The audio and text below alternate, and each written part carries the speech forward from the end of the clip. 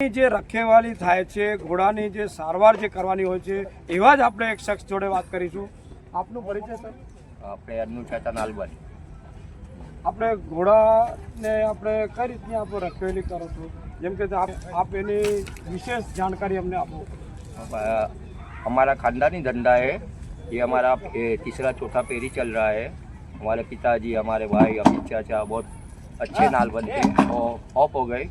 उसके बाद में मेरा अभी बहुत बहुत नाम चलता है नालबंदी में.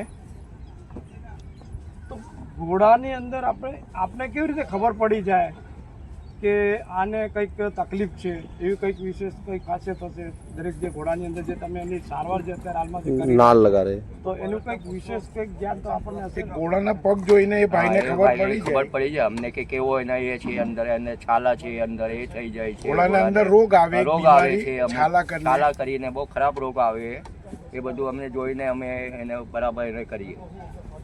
તો આ આપણે જોયું કે ઘોડાની અંદર પણ ઘણી બધી બીમારી હોય છે અને એ બીમારીને સારવાર કરવા માટે આપણી પાસે એક સરસ અનુભવી એક ડૉક્ટર ગણો, એ ડૉક્ટર ઘોડાના સ્પેશિયાલિસ્ટ